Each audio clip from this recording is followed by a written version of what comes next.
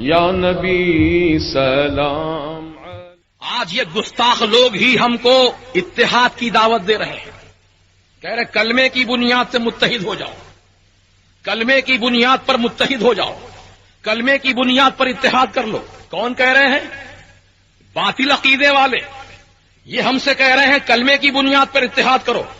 جماعت اسلامی کہہ رہی ہے کہ کلمے کی بنیاد پر اتحاد کرو. تبلیغی جماعت کہہ رہی ہے کلمے کی بنیاد پر اتحاد کرو. اہل حدیث جماعت کہہ رہی کلمے کی بنیاد پر اتحاد کرو. تو میں کہتا ہوں پیارے، تم اپنی بات پر اگر تم سچے ہو اور تمہاری نیت میں خیر ہے اور اتحاد کے واقعی تم متمنی ہو اور طلبگار ہو، تو میں تم سے پوچھتا ہوں ذرا تم اپنی تاریخی حیثیت کا جائزہ لو کہ پہلے تم اور تمہارے آباء و اجداد کس جماعت سے متعلق تھے؟ کون سی جماعت سے تمہارا تعلق تھا؟ کیا سرکار کے زمانے میں تبلیغی جماعت تھی؟ کیا سرکار کے زمانے میں جماعت اسلامی تھی؟ کیا سرکار کے زمانے میں اہل حدیث تھی؟ کیا سرکار کے زمانے میں چکڑالوی تھے؟ کیا اہل قرآن تھے؟ یہ سارے فرقے تو سن 1857 عیسوی کے بعد وجود میں آئے ہیں. اس سے پہلے اہل سنت و جماعت ہی کا فرقہ تھا. اہل سنت و جماعت ہی سرکار کے زمانے چلی آ رہی ہے. اور جتنی جماعتیں بنی ہیں بعد میں بنی ہیں. کسی کی 50 سال عمر ہے، کسی کی 100 سال عمر ہے، کسی کی 150 سال عمر ہے، کسی کی 200 سال عمر ہے. غرض کہ یہ 2-3 سال کے اندر باہر جماعتیں زیادہ بنی ہیں. تو میں کہتا ہوں تم جماعت اہل سنت سے پہلے تھے. اب جماعت سے تم باہر نکل کر اپنی نئی جماعت تم بنا چکے ہو، نئے عنوان سے جماعت قائم کر چکے ہو. اب تم ہماری جماعت سے الگ ہو کر ہم سے تم کہہ رہے ہو کہ اتحاد کرو، اتحاد کرو، اتحاد کرو. تو میں کہتا ہوں تم کو اگر اتحاد اتنا ہی محبوب تھا، اتحاد اتنا ہی پسند تھا، تو جماعت اہل سنت سے الگ ہو کر کیوں گئے؟ الگ ہی کیوں ہوئے تم اتحاد جب تم کو محبوب تھا؟ چلو ٹھیک ہے، الگ ہو گئے. اب اللہ نے تم کو عقل دے دی، سمجھ میں آیا کہ اتحاد میں کیا برکت ہے، اتحاد میں کیا طاقت ہے. اتحاد زندگی ہے، انتشار موت ہے. اب تمہاری سمجھ میں آیا کہ واقعی اتحاد ہونا چاہیے. تو میں کہتا ہوں کہ اتحاد اگر تم چاہتے ہو تو اہل سنت و جماعت ہی میں سے نکل کر تم جماعت الگ بنائے تھے. اب اپنی جماعتوں کو تحلیل کر دو اور واپس اہل سنت و جماعت میں آ کے ضم ہو جاؤ. انشاءاللہ اتحاد خود بخود قائم ہو جائے گا.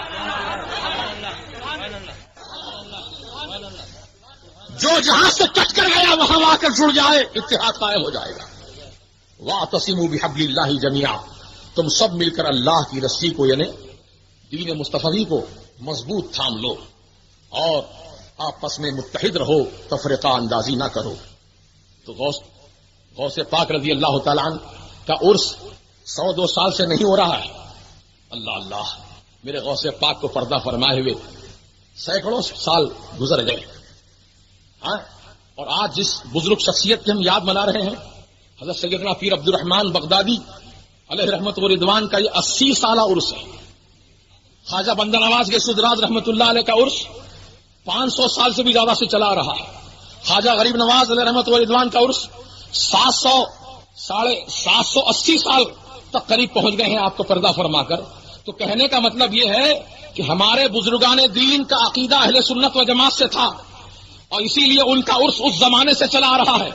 آج تم لوگ نئے پیدا ہو کر عرس کی مخالفت کر رہے ہو، اولیاء اللہ کی مخالفت کر رہے ہو. یہ عرس کہاں سے آیا؟ سعودی عرب میں تو عرس نہیں ہے، یہ انڈیا میں کہاں سے آ گیا؟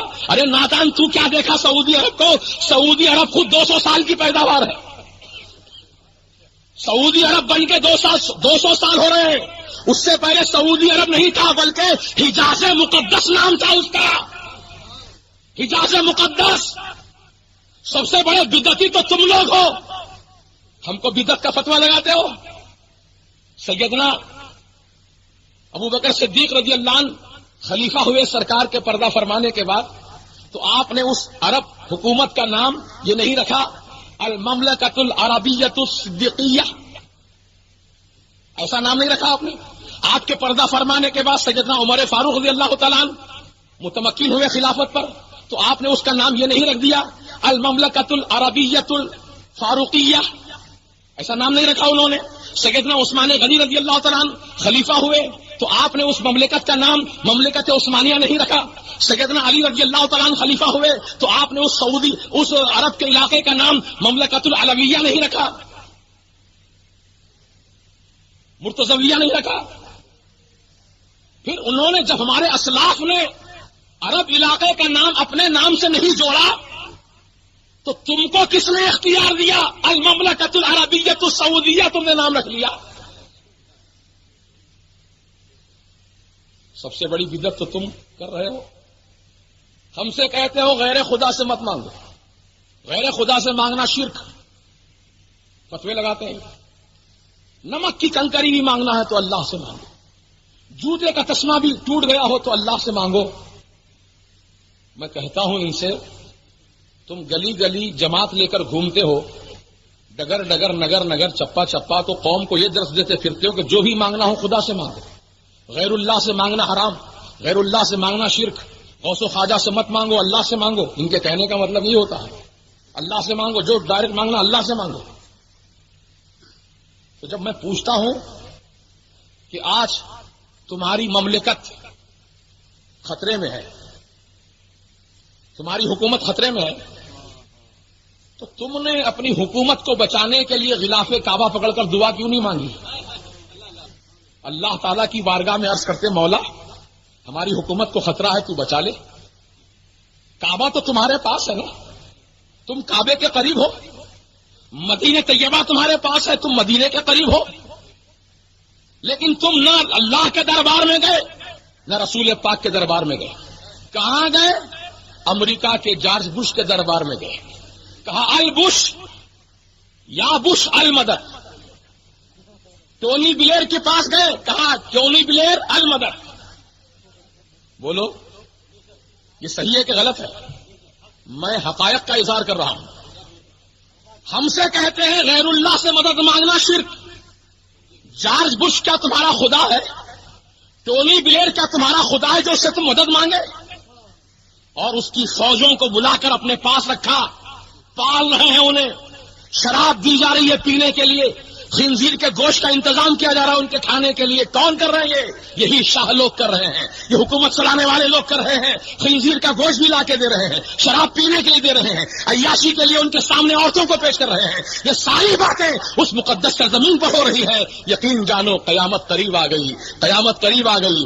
دجال کا فتنہ بہت زیادہ عام ہو گیا ہے. اے ایمان والو اپنے ایمان کی سلامتی چاہو، ایمان کی حفاظت کا انتظام کر لو. روزانہ میں کہتا ہوں 2 رکعت نفل نماز پڑھو، اس نیت سے پڑھو کہ یا اللہ اس نماز کے صدقے میں، اپنے پیارے رسول کے صدقے میں ہمارے ایمان کو محفوظ رکھ. کیونکہ آج لٹیرے عام ہو گئے ہیں، لٹیرے عام ہو گئے ہیں. ایمان کو برباد کرنے والے گلی گلی گھوم رہے ہیں، مختلف انداز سے آ رہے ہیں. کوئی لمبی داڑھی، اتنی لمبی داڑھی لے کر آ رہا ہے کہ اللہ اکبر دیکھتے ہی ہم کو شرم آ رہی ہے. اتنی لمبی داڑھی، اتنی لمبی داڑھی، انشرٹ کے اندر بھی داڑھی چلے جا رہی ہے. انشرٹ کیا یعنی پینٹ کے اندر بھی داڑھی چلے جا رہی ہے، اتنی لمبی داڑھی. اور ایک مقام پر دیکھا ایک شخص کو اتنی لمبی داڑھی تھی کہ پیر تک ٹخنے تک داڑھی پہنچ گئی تھی. یعنی انہوں نے حدیث رسول کا مطلب یہ لیا ہے کہ سرکار نے فرمایا داڑھی چھوڑو، مونچھ مڈاؤ. تو چھوڑو کہا حضور نے، یہ نہیں کہا کہ 1 مٹھی رکھو 2 مٹھی رکھو، بس چھوڑو، اس لیے ہم چھوڑ دیے ہیں پوری. اب کہاں تک جا رہی ہے؟ وہ قدموں تک آ رہی ہے.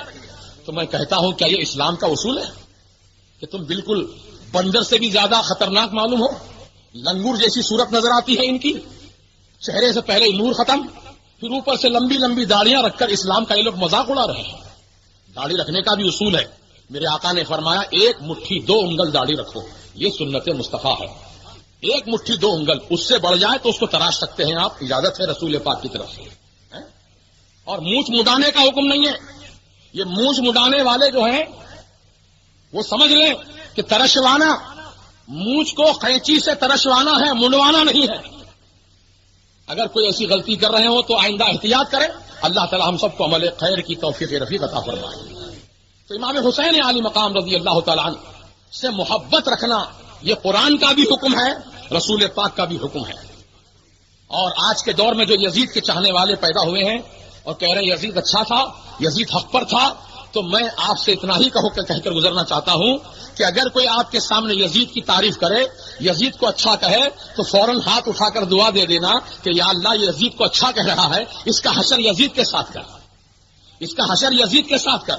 اور ہم حسین کو اچھا کہہ رہے ہیں، مولا ہمارا حشر حسین پاک کے قدموں میں کر. عزیزان محترم، تو آج ہم کو ان تمام باتوں کی طرف توجہ کرنا ہے اور اپنے ایمان کی حفاظت کرنا ہے. بہت سے لوگ